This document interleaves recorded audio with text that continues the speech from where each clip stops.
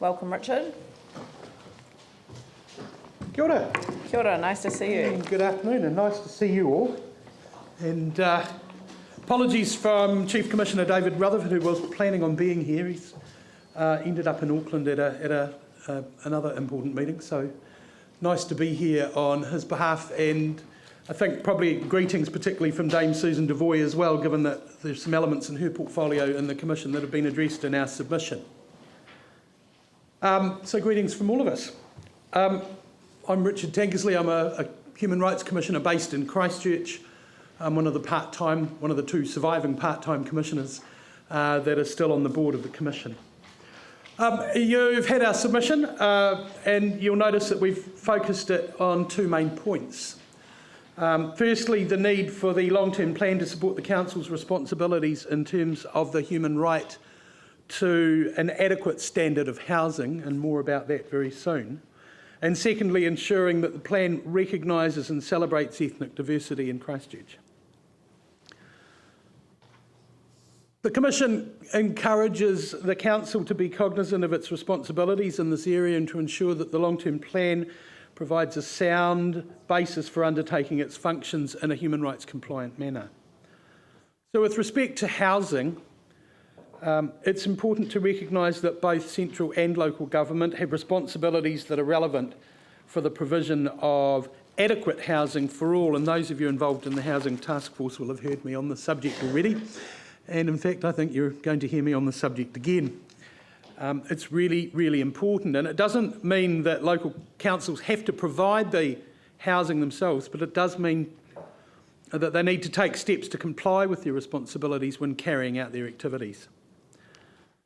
The Council can have a really strong impact on the right to adequate housing when it makes decisions in relation to matters such as land use and planning and zoning, infrastructure development and delivery of services such as water and sanitation, the use of public spaces, public transport and the enforcement of building standards. It's important that the 7 standards or indices of adequate housing are taken into account by the Council when undertaking activities in these areas, and that the long-term plan supports a human rights centred approach. And this is the subject that some councillors and some staff have heard me on in a number of meetings. Affordability, which is what we hear a lot about in the public dialogue about housing, is only one of those 7 standards that apply to the right to adequate housing. The others are security of tenure, that people know they've got the right to be protected against forced eviction, harassment and other threats. The availability of services, materials, facilities and infrastructure. People have to be able to access services such as safe drinking water and adequate sanitation. Yes, affordability. The cost of housing must not threaten or negatively affect people's enjoyment of their other rights. Habitability, probably a really important one for the Council. Housing must provide physical safety and protection against the elements and must not negatively affect people's health. Accessibility, disadvantaged and vulnerable groups, including people with disabilities, must be given full access to housing and have their needs taken into account. Location, housing must allow people to access key facilities such as employment opportunities, healthcare centres, education opportunities, and must not be adjacent or on top of or very close to polluted land. And cultural appropriateness. People's cultural identity and beliefs must be respected and supported and taken into account by the housing. So affordability is one of the 7, and from my point of view and from the point of view of the Commission, it's not enough just to focus on affordability. And so, as I said, as we understand that the Council doesn't have an obligation to directly provide social housing, but when it chooses to do so, it's important in its role as a landlord that it complies with these 7 standards, and particularly habitability.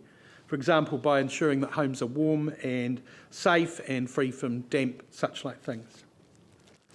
There are also some concerns about accessibility in the Human Rights Commission's brief. Broader accessibility in the city, and we see that the Council has a key role and encouraging the construction of accessible homes and housing, as well as ensuring that public transport services are accessible for all members of the community, including those with disabilities. And the Commission encourages the Council to promote universal design, and I'm sure other people have submitted on this idea, to help ensure lifetime accessibility for homes and buildings in the Christchurch region. So that's our first point, and the second point is around celebrating and encouraging diversity within our city. We acknowledge that Christchurch is an ethnically diverse city, and the Commission therefore recommends to Council the following things: that Council recognise and celebrate this diversity in the long-term plan, that the Council lead by example by encouraging cultural events amongst Council staff and recruiting staff from diverse backgrounds, and thirdly, the Council establish a multicultural advisory board and or a council-wide multicultural strategy. I'm happy to stop and take questions or comments from members of Council at this point, if you're so moved.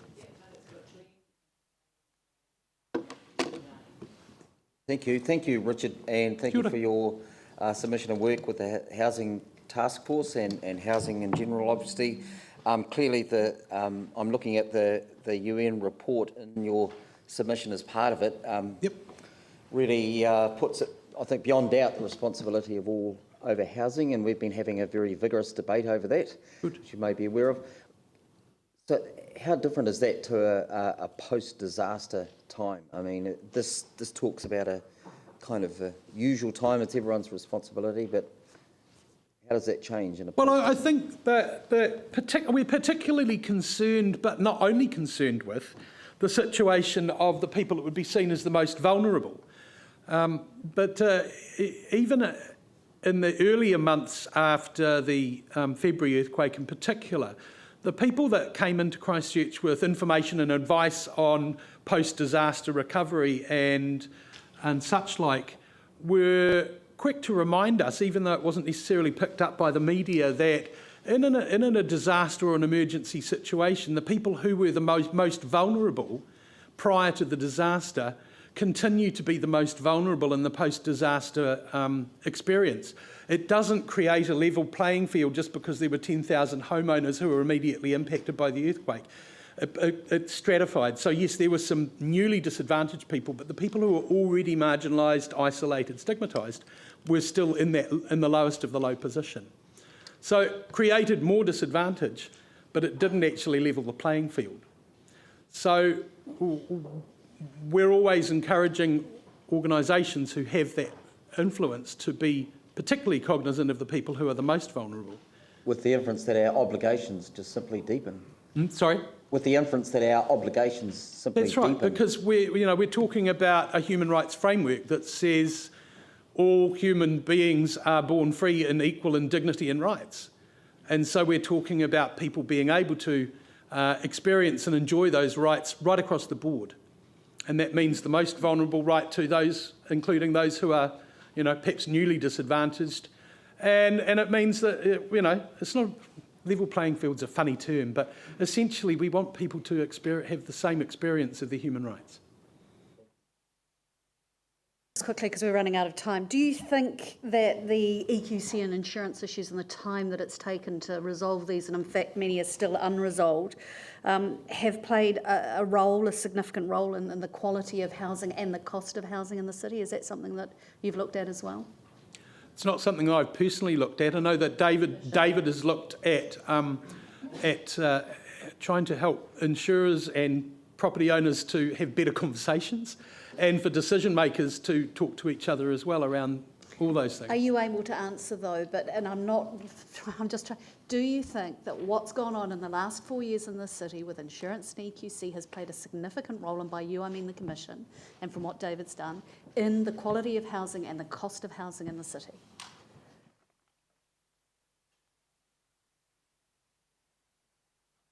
I think it wouldn't be for me to comment on those things, in that we didn't submit on those elements, and I think I'd be outside my brief in speaking to the submission if I. Yes, there.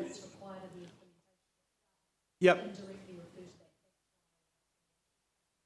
Yeah. No, I understand that. Yeah, I'm probably not going to go to that point. I really want to focus on the things that we've specifically submitted on. Yeah. Thank you for your submission. I just note your comment around being aware the government in New Zealand, including local government, has human rights obligations and responsibilities to its people, particularly the most vulnerable. And in light of that comment and your submission in regards to housing, Yep. have you got any views on how we can prioritise our spending and recognising a large percentage of that is part of the cost share with government around the most vulnerable without any social impact assessment? I mean, we've been told by Sarah they haven't done one, and it seems to me, in terms of trying to work out the prioritisation of spending to address where those vulnerabilities are, it's very hard to know where to start without a social impact assessment. But I'd welcome your views on that. And I mean, my question in response would be, what are the barriers to a proper social impact assessment being done, if that's the information that's required in order to prioritise that spending? I mean, I guess, yeah, I'm not sure that an opinion from me is going to any way replace that. Is that something that the Human Rights Commission has considered, or is that something you think we should be considering as a council if the government won't do it, which they won't? Do you think there's a need for one? I don't think the Commission itself is in a position to undertake that. I don't think we're not resourced for that level of work. Thank you, Richard. That's very helpful. Thank you very much. I'll just have to interject there because we're at the 10 minutes and I think we're straying into areas that really aren't relevant to our long-term plan. So thank you very much. Thank you. And could I now invite